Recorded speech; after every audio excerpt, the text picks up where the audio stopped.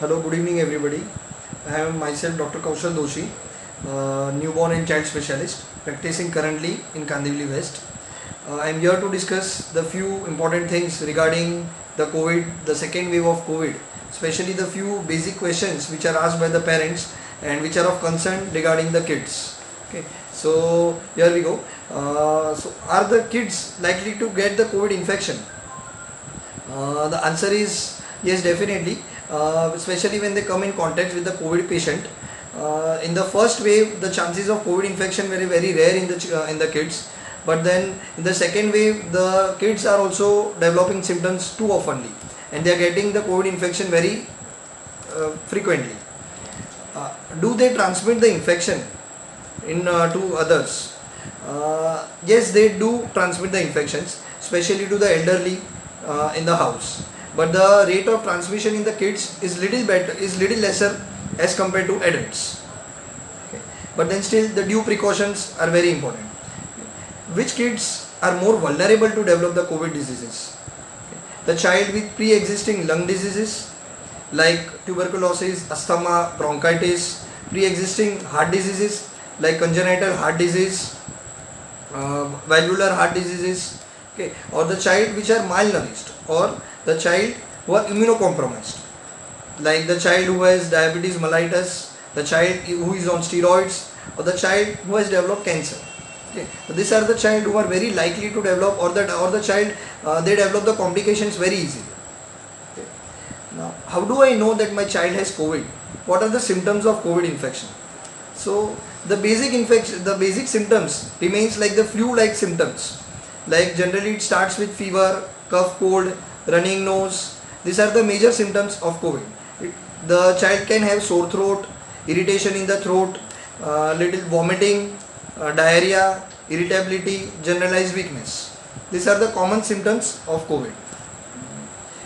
What are the alarming signs? When I should be worried that if the child has COVID, or if the child has infection, if he has general flu-like symptoms also. When should I worry that what worries me about my child?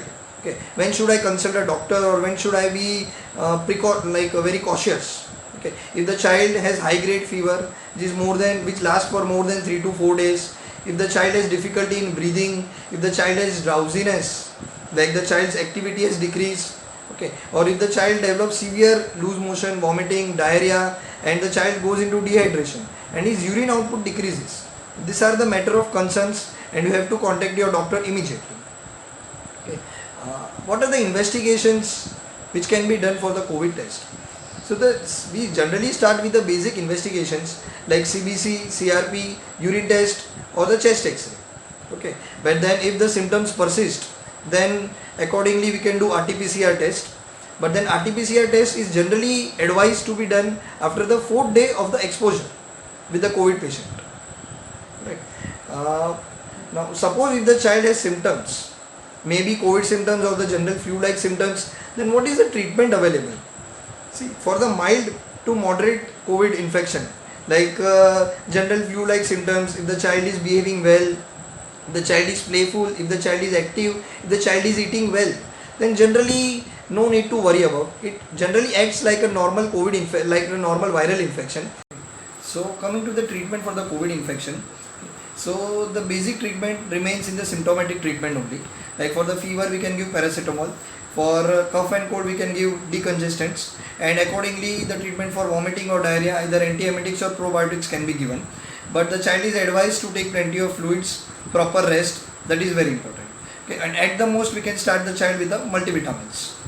Right? And then what are the precautions which we can take to avoid the COVID infections in the child? So the general precautions, as everybody know, okay, like the general hygiene, the proper hand washing after all the activities, wearing the mask. This is above the child of 2 years of age. Okay, they can wear a mask if they are exposed somewhere, right? And taking proper fluids, maintaining the proper hydration, taking proper rest, that is very important. And most significantly, that right now the COVID is spreading too much, so that the parents are advised not to take the child to the public places, or to avoid too much of gatherings. Okay, that is very important, right?